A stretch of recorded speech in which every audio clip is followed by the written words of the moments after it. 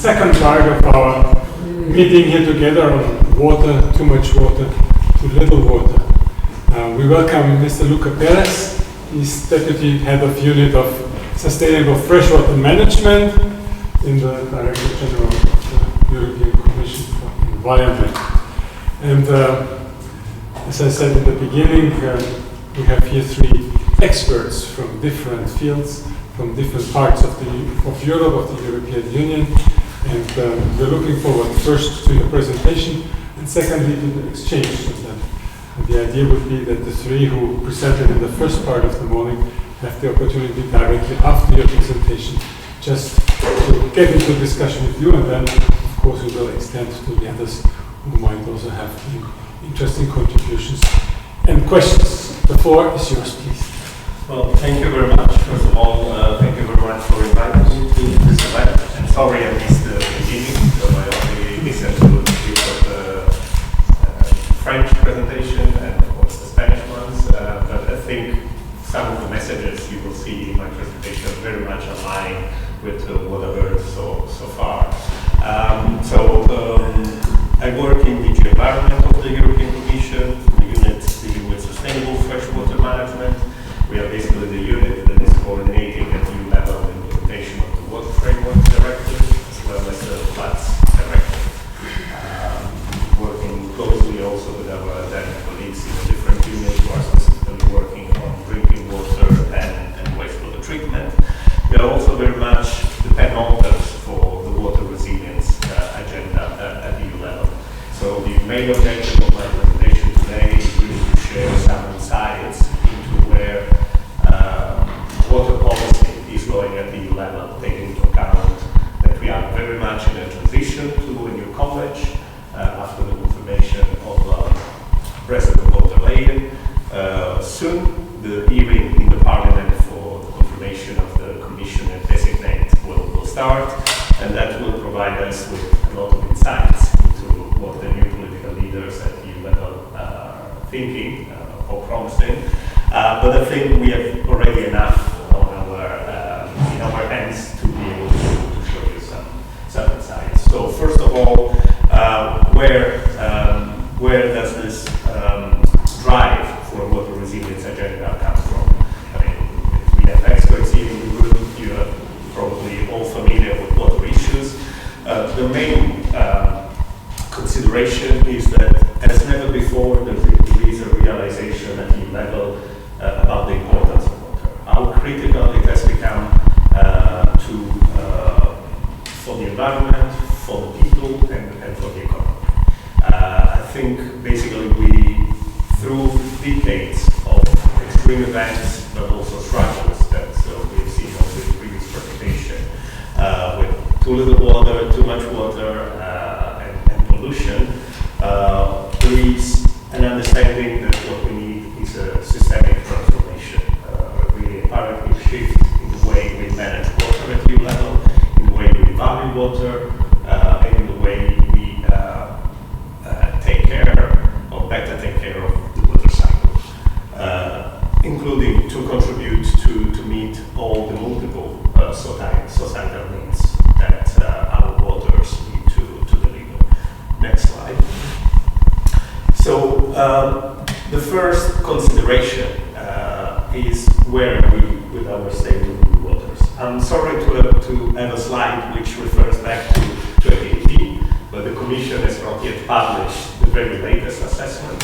It will come, I think, in the next couple of months, definitely before the end of the year. But I think this map on the screen, which comes from the 2018 EEA State of European Waters report, is still very much representative of reality. So the figures might have slightly changed, but we still are struggling at EU level to reach the objectives of the Water Framework Directive in terms of reaching good ecological and good chemical status of EU waters. There has been some progress in some countries, some step back in others, but overall the picture remains pretty much the same. So it's clear that we need to scale up and accelerate action if we really want to improve the health of our rivers, lakes, and coastal waters.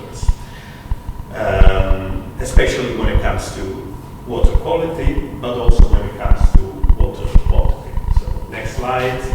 The floods, I mean, you've all been reading the news. The scale of the, let's say, of the flood event in Central and Eastern Europe the last month is only just one more event. We are seeing this happening in Italy. We have seen it in France, Belgium itself. It is becoming recurrent and recurrent. We are getting better at managing floods, and of course there are countries such as the Netherlands who are certainly in the forefront of floods protection and floods risk reduction. But we are not always tackling the drivers, and we are not always adopting the best solution to take preventive action to deal with floods risk. Next slide. At the same time, we are also dealing with too little water. I think it has become clear that water scarcity is increasingly becoming an issue across the EU. It's no longer a challenge which is limited to traditional southern Mediterranean countries. When you compare, sorry, it's a bit out of focus, but when you compare the water exploitation index, or seasonal one, in 2015, vis-a-vis what you had in 2019, the data from the EA is very clear that the severity of the level of the index is increasing in many river basins, and not only in southern or eastern Europe. So we see also quite a number of dark spots in Belgium itself, in the Netherlands, in Germany, in Poland, etc., etc. Next slide. Of course, climate change is making things worse. The recent European Climate Risk Assessment that was published in March did a mega literature review, which really showed the role of climate as a risk multiplier, and highlighted how water is one of the major conveyor belts through which the impacts of climate change are felt, including through cascading effects on ecosystems, on the food systems, on infrastructure, on human health, and on the economy as a whole. And water risks are definitely increasing because of this. So when you combine the expected impacts of climate change with the structural mismanagement of our rivers and lakes that we've seen also from the previous presentation, this is where you get to the critical point where we are at the moment. Next slide. At the same time, societal awareness about these challenges is also increasing. So in this picture, I've just summarized some of the main outcomes from a recent Eurobarometer survey on the attitudes of Europeans towards the environment. Pollution, overconsumption, and wastage of water, climate change are considered as the main challenges for the water sectors. I think if you drill down into replies by member states, you probably see a bit of a different emphasis along these three challenges, with pollution being generally of a higher concern in Central and Northern Europe, while overconsumption more in Mediterranean countries. But this is the picture that is coming up at EU level, and there is also a clear appetite or wish to see more action taken at EU level to deal with the water challenges. This is always quite a recurring issue where we see that EU citizens really feel strongly about environment and climate change, and would like to see more EU action on the subject. Next slide. On a political level, we have a clear mandate from the European Council to the next European Commission to develop a strategic agenda on water resilience with a big attention on investments, of which we will probably can discuss a bit later as well.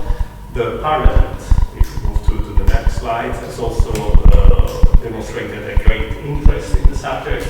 There have been repeated plenary discussion where MEPs have brought this to the attention. There have been dedicated resolutions also calling for a more strategic approach at EU level.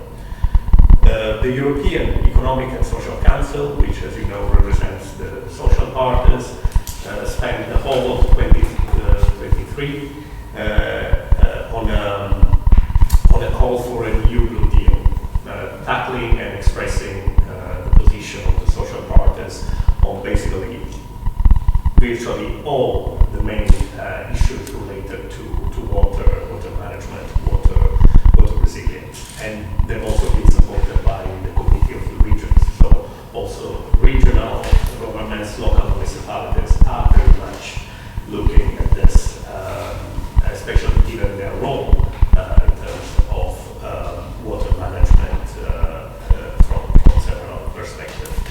Next slide. I should also mention that internationally, water is raised in terms of political attention. In March last year with the UN Water Conference, it was really a step change, a new, let's say, pattern in terms of discussion at international level. What I have on the screen is the vision for water resilience 2050 that the EU and member states go forward in the context of the UN Water Conference. And you will see that what we put forward is quite a comprehensive vision that really tackles the three challenges that we've mentioned: the pollution, the too little water, the too much water, but also the strong social dimension, so the right to drinking water and sanitation, and more importantly, this long-term dimension of looking at the future generations and making sure that we balance the needs of the present with those of the future. Next slide. So what has the President announced in a political guidelines and in the very recent initial letter to the new Commissioner designate, Jessica Roswell? By the way, I should mention the new Commissioner for Environment will also have water resilience and circular economy in the title. So that's a clear indication about the significant importance that's given to water resilience in this new mandate.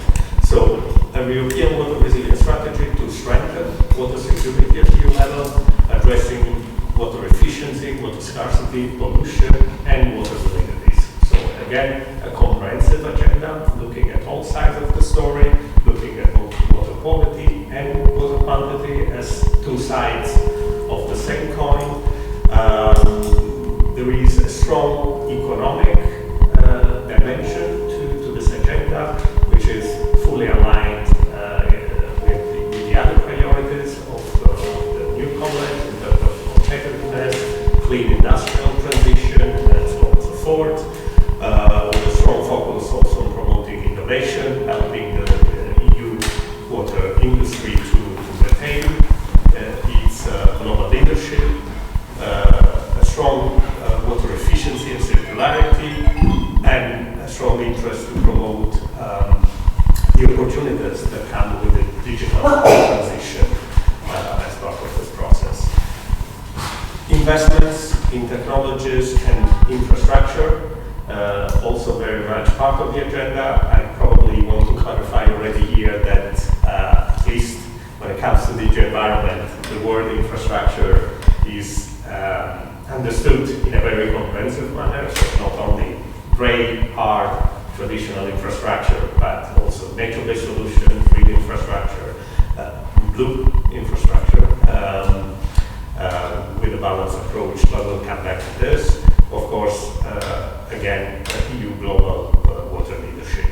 This is a comprehensive agenda, as I was saying, which is not only about environmental about a more coherent approach at EU level. So also in terms of better integrating water into relevant policies, be it agriculture, so the new vision for agriculture, and for those of you who are following agricultural matters, you have also probably seen that in the report from the Dialogue on Sustainable Agriculture, there is a clear attention to the water and agriculture nexus as a critical point for the long-term sustainability.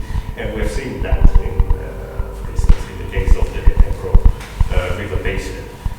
So there it will be important that the two initiatives are mutually complementary and that we truly put in place a transformative agenda from that point of view.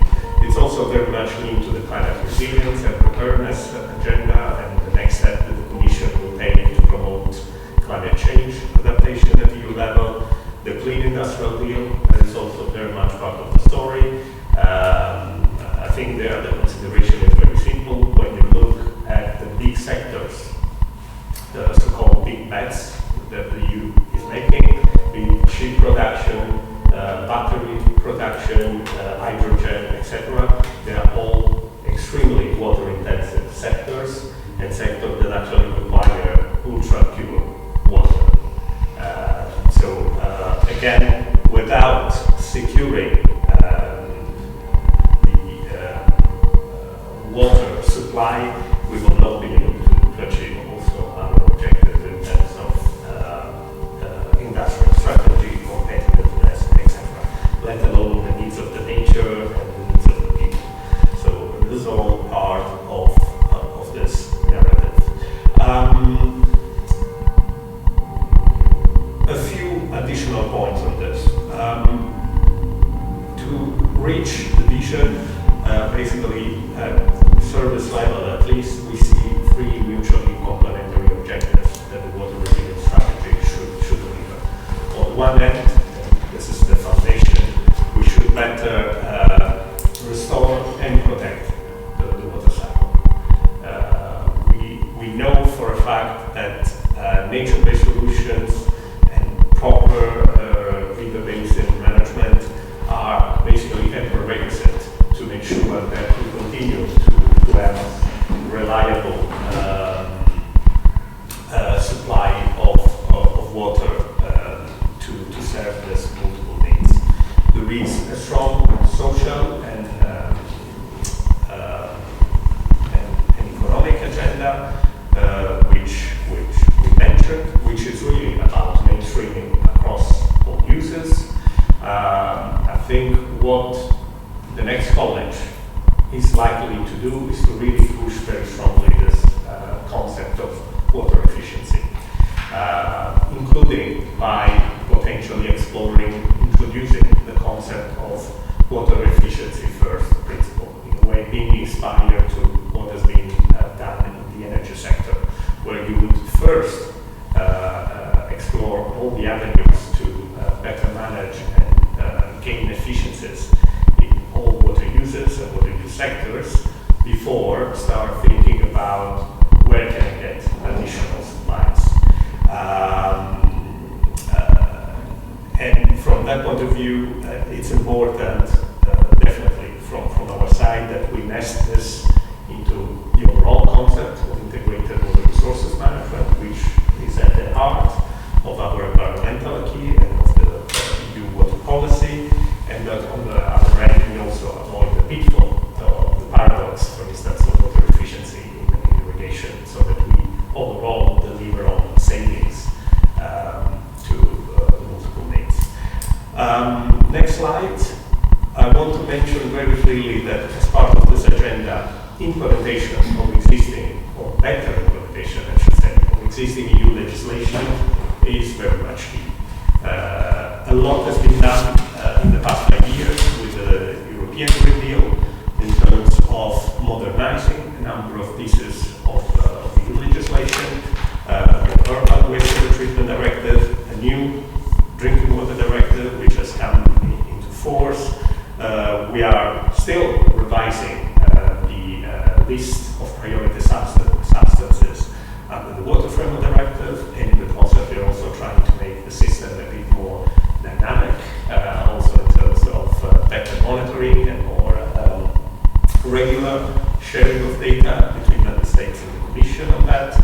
We are evaluating 3 critical pieces of legislation: the Nitrates Directive, the Marine Strategy Framework Directive, and the Drinking Water Directives. And we have the Water Reuse Regulation, which has recently entered into force and which hopefully will contribute to promoting a wider taking up of water reuse practices. And as I was saying, we are currently reviewing the 3rd River Basin Management Plan and the 2nd Floods Risk Management Plan, which will provide us in the coming weeks with a new state of play, let's say, and will be the basis for closer engagement, for a close discussion between the Commission and the Member States in terms of where do we, how can we collectively accelerate implementation and where do we need much more effort. Next slide. Yes, the Commission report I mentioned. The Commission also launched in May last year this Waterwise EU communication campaign to raise awareness. This has been quite positively received across the EU from stakeholder, public. Of course, we didn't have the capacity to do it equally extensively in 28 member states, but we focused on a selected number. So the response has been quite interesting. And of course, there are a number of international events where we can put forward this agenda comprehensively. I think this is the end of my presentation, but I'm sure a few additional elements will come up as part of the discussion.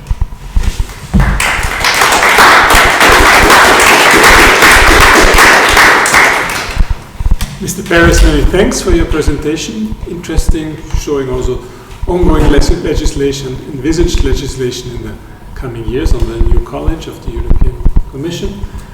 As already announced, I would like to give the floor to our 3 speakers from the first part of the morning, to Gerhard, to Bert, Quintana, and to you, Estelle, to react in the first attempt to what we just have seen and heard from Mr. Perez. Just who wants to start? Okay. So I guess me. Thank you very much. I'm Gerhard Kuipers. I talked briefly about the Netherlands. I think that was before you came in. Maybe in responding, I was like to respond to something you said towards the end of your presentation, Quintana, about that this whole process is going to be painful and difficult. And there's a truth to that, but I think we should also focus on the positive aspects of these transitions, right? And I tried to do a little bit of that in the Dutch context when we have, for example, given space to the water of the rivers, and it also creates beautiful ecosystems. I kayak daily, or not daily, but I try to go daily, but it doesn't always happen. I kayak through these areas. It's beautiful, right? So there's also a joy in seeing the restoration of nature. I'm wondering, of course, as a government, it is already very difficult to change people. From the EU's perspective, that's even more difficult because you're dealing with so many cultures. But I'm wondering what kind of programs you could have in mind for changing us, changing people's behavior and people's relationship to their natural environments. Maybe that happens through these processes indirectly, but I'm wondering about your thoughts on that. Maybe collect? Yeah.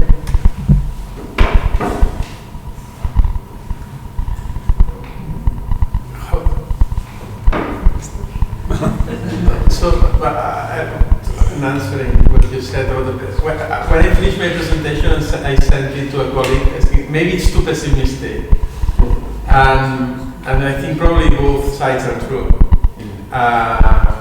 For farmers that work with this current technical mindset that's separated, that you see nature just a way of producing food and money, they will suffer because they and also farmers that are old and don't have the tools and the knowledge or the ability or the energy to change.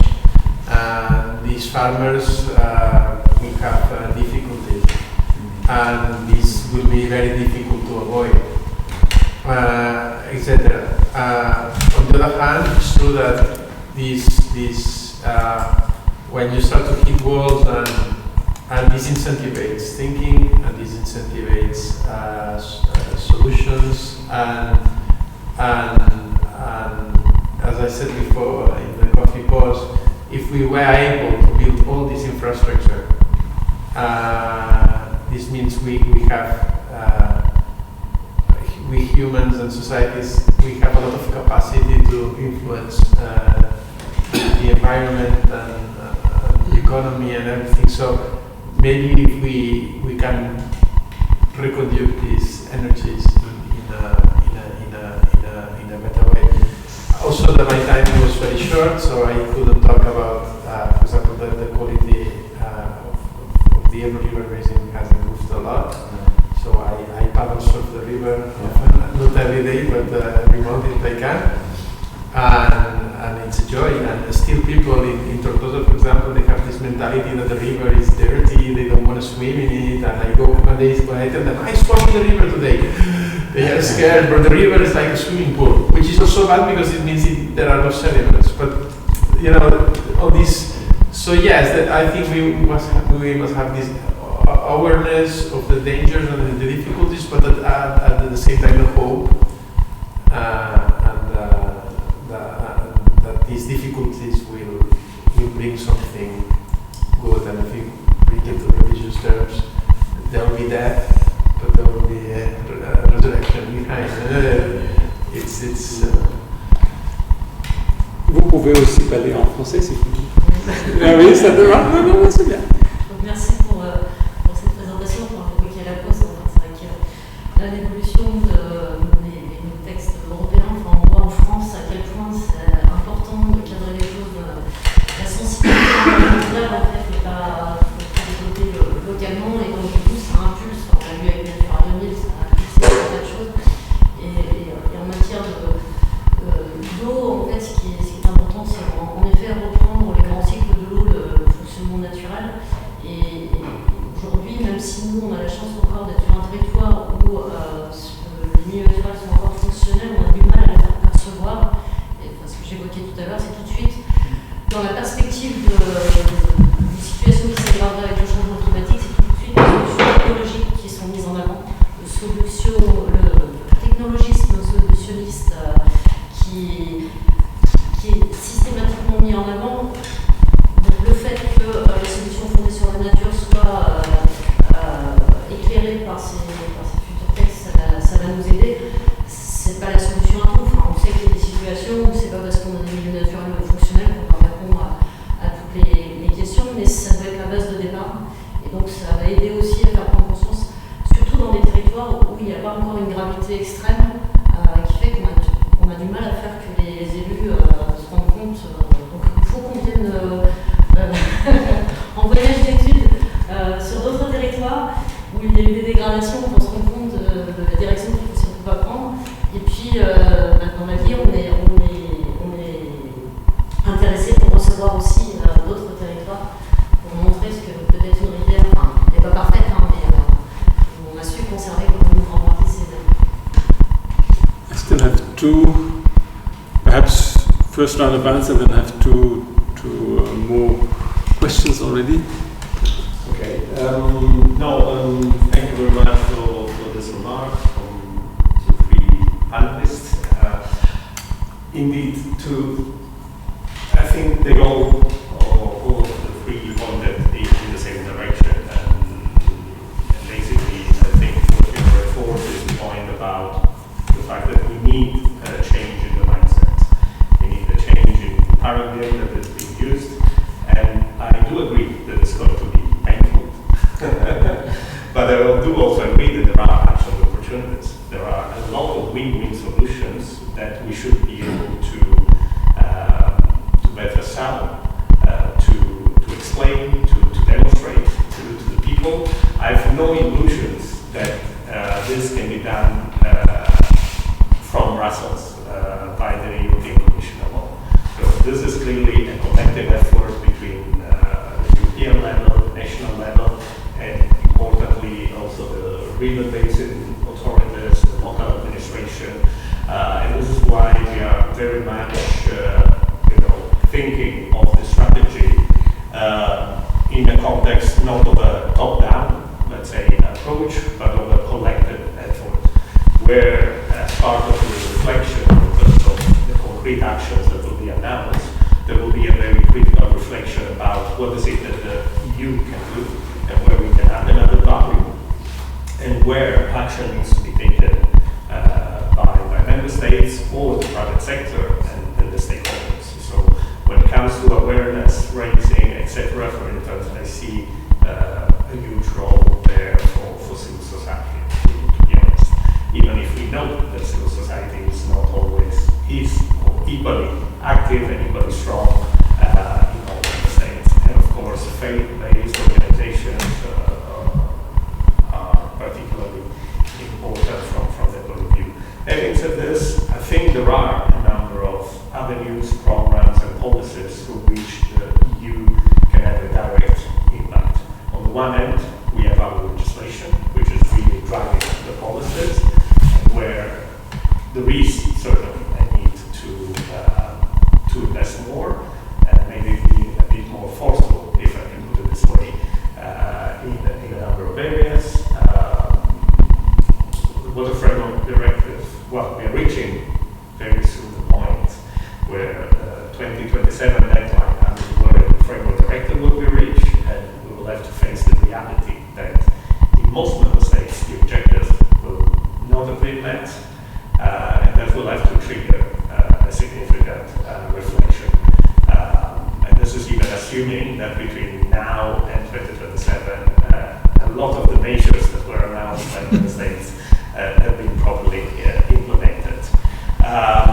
And that will be the moment to take brave decisions also in those member states or in those river basins where maybe the situation is not critical as yet. I also want to point out to agriculture as a key area. And I think there it's clear that through the common agricultural policy there is a lot that can be done to address a number of these water challenges. Now, what we can do at the EU level is to design the policy in a certain manner, but then its actual delivery is very much in the hands of member states through the CAP strategic plans and the rural development programs.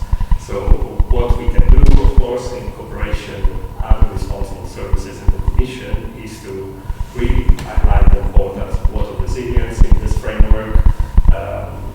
Definitely the future CAP will have to look into this, and it will be essential from this point of view to make sure that the new CAP, for instance, puts in place these incentives that are not perceived by farmers as punitive measures, because we've seen the results not too many months ago, but that we accompany the transition not only for the younger generations that we know are more sensitive to the topic, but also for the farming sector as a whole.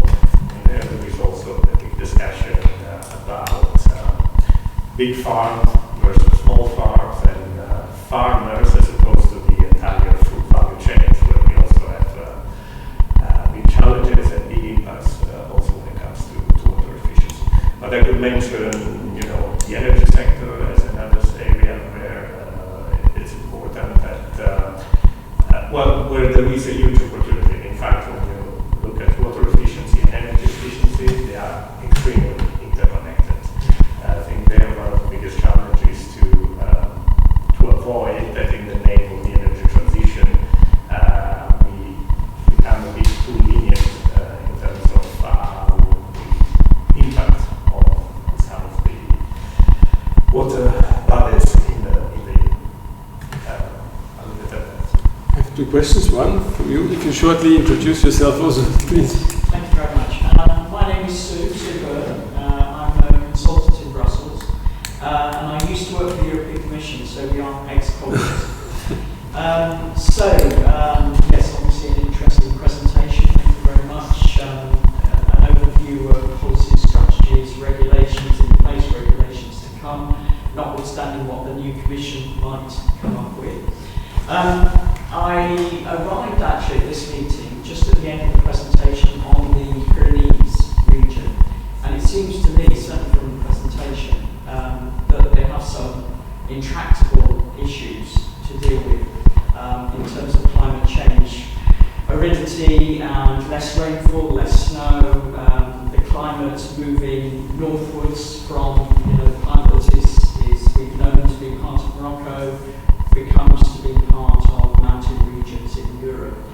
From what you've encapsulated for us in your presentation this morning, and notwithstanding you may not be an expert in the Pyrenees, not the Pyrenees region, but how would the European Commission tackle a problem in a local area like that? You mentioned working with national authorities, regional authorities, local authorities and all the stakeholders. How would you address a very concrete issue like that? I ask a question from my position as a city council at the local level. We have one big problem that is our water treatment system. The pipe system is outdated and needs a complete renovation. It would be confirming to you with the principle, the efficiency first principle, to see we need to restore this outdated system as quickly as possible, because we lose in general 30% of the drinking water that is pumped up. We lose it because it trickles down because the system is outdated. We have one big problem. If we would start a program to renovate the system quickly, we would have to invest a lot of money, and we are confronted with the rule which is enshrined in the Water Framework Directive, the cost coverage principle. So we have to roll over all the costs only on the users. The city itself, or the cannot put from its own resources, tax resources, into the system. It has to be covered only by the annexed budget, where the water users pay for the consumption of water.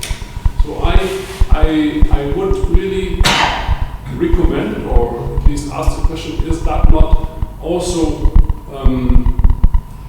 imaginable that one reconsiders this cost coverage principle to allow communities, cities to invest in their water pipe system without making only reference to the contributions of what the users, the actual water users, pay related to their consumption. Okay. Should I Don't see any other question at the moment. So are there answering to? Then we do this in the third and last round. Okay. So on the first point, I don't think as Commission we have the presumption to go to the Ebro River Basin and say you have to do A, B, C, and D. Basically, we really believe the WFD approach, where the management has to be done at the level of the river basin by the responsible authorities with the involvement of all the stakeholders and the public.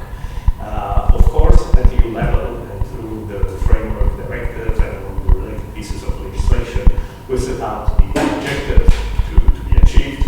We work with member states in terms of setting out the guidelines of what has to be done, how, what are best practices, etc. But basically the answers have to be at the local level, where we can help, besides the best practices and the interpretation, is to make sure that we also work with national authorities in terms of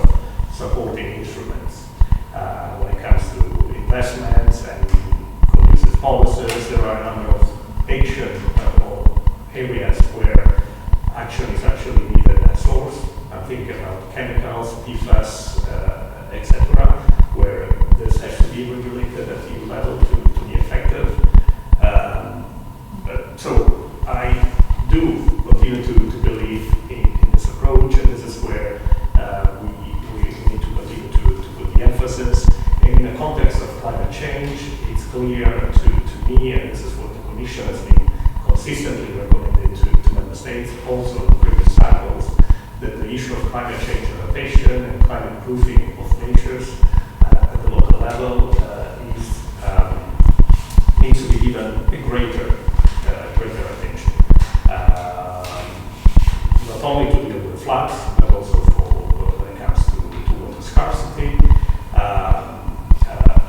etc.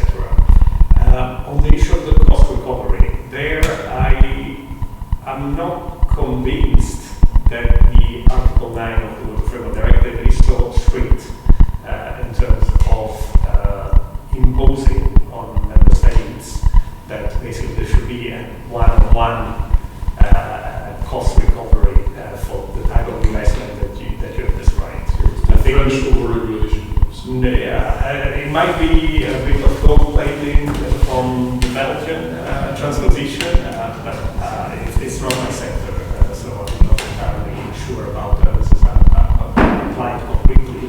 But basically, the principle of cost recovery, I think, can be applied flexibly by the member states, and more importantly, it should apply not only to the water supply and sanitation sectors, but it should also be applicable to the other water uses, be it energy, agriculture, etc.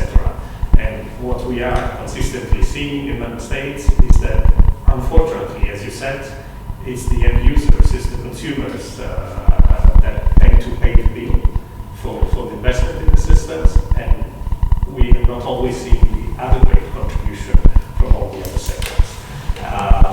So from that point of view, a few points to mention is that the revised Drinking Water Directive actually demands member states to take action on leakages for drinking water by 2026, if I'm not mistaken. Member states need to map their network and leakages, and need to basically then submit to the European Commission a plan about how they're going to improve the situation. And of course, we do understand the challenges in terms of resources and financing dimension, the result of the fact, as we were saying before, that this kind of underground investment are not always particularly sexy for politicians. But it needs to happen. And there, I think maybe the other point that I see, again, very much linked to the cost recovery principle, is also that we are not seeing member states applying consistently and sufficiently well the polluter pays principle. So it's not to do with leakages, but it's dealt with treating the cost of water. So who is going to pay for removing all the PFAS from the water that we drink, just to make an example. And there, through the revised wastewater treatment directive, we are introducing this extended producer responsibility scheme for cosmetics and pharmaceuticals. There is a question mark whether this should also be applied for other substances, including PFAS, and I know that Minister Baron will kind of hint to that. So there are also ways to bring in resources to address some of this goes for supply and distribution through other means. Sarah and Colin, please. Good morning, I'm Sarah from Moscow International, and I would like to highlight a bit a youth perspective on this management, because it's what I was missing a little bit today. I'm really glad to see that it will be like a collaborative way of thinking and a strategy, and I'm wondering if you are taking into consideration a youth target strategy on that, because when we see the projection, for example, for the Pyrenees presentation,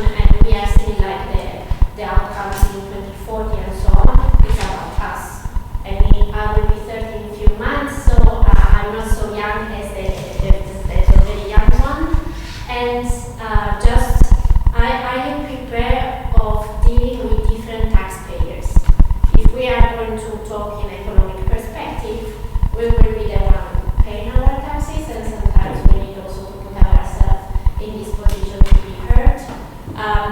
We don't follow the same values of our family generation, for example. So when I see my peers taking loans to build their own like vinegar, local companies, or just to buy a house, I feel extremely anxious for that. Because my first thought is like, how we will react when the floods will hit. Because it's going to happen. It's going to happen here in Belgium, it's going to happen in Sardinia. So it's like an island home next way. So are you preparing yourself at the EU level and with the dialogue with the member state to deal with the different mindset? You need to convince us to take us in the future and to invest. And Colin, please. I'm Colin, I'm at the Jesuit European Research Centre. So this is obviously an issue around Europe, but it's a global one too. I just wanted, especially those in the global south who will suffer from this. So my question is, what is the Commission doing in regards to international governance when it comes to issues of water and global cooperation? Okay. So of youth, we definitely see youth as a key, partner in all of this, and it's extremely important that the voice of youth is heard in this process. So I'm not convinced, repeating myself, that we are always best placed from the European Commission to be in the driving seat when it comes to youth involvement. What we can do is definitely to make sure that we reach out, that in our consultation strategy we also, and specifically target the youth. The police in the Commission who are working on youth have been very much promoting various topics and themes. There is one avenue, which is the climate pact, through I think we separate involvement of citizens in general and also the youth ambassadors.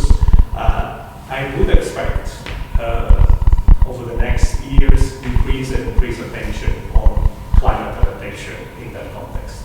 And water is and climate adaptation are very much interlinked. So we're certainly also working with our DG Climate colleague to try to make the connections from that point of view. On international, and it's true that I said very little in my presentation on that. My international days are over for the time being, and I'm focusing very much on what happens in the EU. But indeed, I want to indeed reassure you that this strong international dimension is there, both when it comes to, let's say, international policy making. So the EU, as I said earlier on, was very active at the UN Water Conference of 2023, which was basically the first water conference in more than 20 years. And we've been very much promoting and pushing for this agenda to be regularly, to become a new, let's say, to have a new track open at the UN level. We've been very much championing the idea of appointing UN special envoy for water, which was recently done only a few weeks ago, to be really the voice of bringing the perspective of water in all international fora. We're doing also that ourselves by bringing water very much on the agenda of the climate COP, the biodiversity, the certification conference of the parties. But we're also taking very much action as a Commission also on the ground.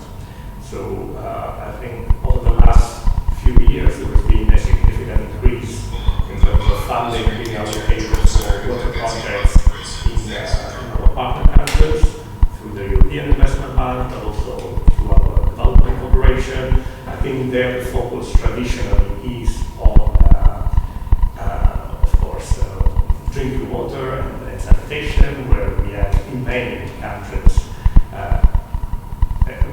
a significant gap to be reached. but we're also working with partner countries to share knowledge on integrated water resources management, exchanges, experience between utilities, water utilities in the EU and International River Basin Commission, and we're also actually promoting very much transboundary cooperation. So the whole water management in the EU is based on promoting cooperation, not only within member states, but also among member states, and we're also pushing this agenda globally against quite a number of difficulties, because not everyone is open to international cooperation when it comes to sharing water resources as this EU. Mr. Luca Perez, thank you very much for being with us, for your presentation, but also for the discussion.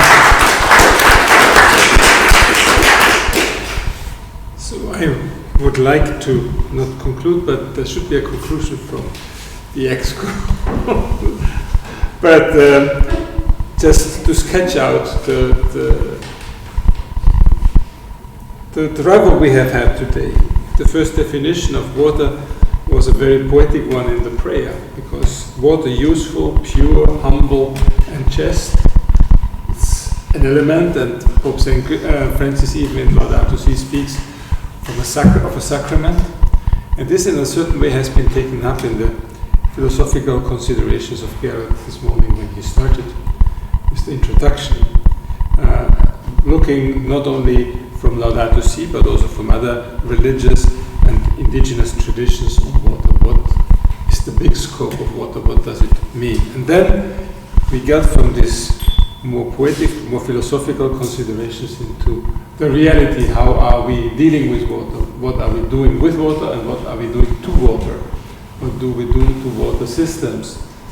We heard the Netherlands, we saw the Allier and the struggle to preserve what is there and to keep it for the future and to find the right balance with the needs and the demands of industry, of agriculture and others, and to find out, and this is your hard work, you have every day to balance this in one way or the other. And finally, with the look of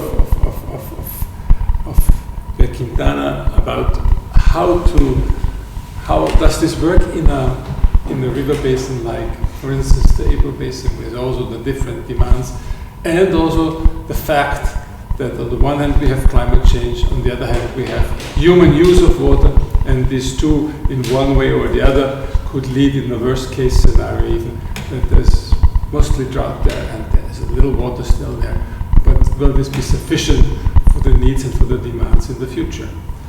And finally, you showed us the framework of the legal framework, but also the policy framework of the European Union, stressing at the same time that, of course, here in Brussels many things can be designed or thought of, but finally it is also the cooperation between the different member states and the European level, European Commission, European Parliament and Council, to find also a balance to deal with this very important resource without which we cannot live, we simply have to say, and where there are so many demands from so many different sides and from so different actors. You started with drinking water, but you also mentioned, of course, industry, transport, energy, and so on. So we see that with this very useful resource, as it had been said in the beginning of the prayer, that there's a huge demand on that resource, and this resource, for many reasons, is endangered. And I think this should be a concern, not only for the political area, but should be a concern of us all. And the big question is, and this was one of your questions, Sarah, also, how can we help that people realize what is at stake, and that they also adapt towards that, their mentality and the way how to deal with water and how to use water. With that, I hand back. I'll just add a few words because I was taking notes. Now, first, I really want to thank everyone, all the panelists and the guests, because we try to create these spaces against all odds, against our agendas, against our own bodies, create these spaces to actually sit down and talk and listen and reflect and hear different versions, different ways, because not one person has the solution, right? So we have to share what we know, not just people. What we learned today is that the ecosystem also has wisdom that we have to pay attention to and listen to, that other cultures have wisdoms that we need to listen to and pay attention to. So if we are open to listening to all of these, sources of wisdom, and I think that's something Pope Francis does say, is we have to listen to all the voices and all the sources of knowledge if we want to find a solution together. We started this reflection today talking about how water was a human right, that it's a common good. I don't think we said the words, but I think we said it in many, many, many ways. And therefore we have to find the solution together to share this gift, which is water. So I just really want to thank everybody. I think we put into contrast all the interventions connected to each other in a very flowing way, and I think the connection between people is equally important. So we've made encounters, we've run, maybe there aren't so many of us, but maybe that gave us a privileged access to each other. So maybe we should see the positive of that, and again, see the hope and see the joy in the end game, and not just the challenges, because otherwise it's true, then we do lose our spirit. So thank you for everything, and thank you, Nathan. Thank you.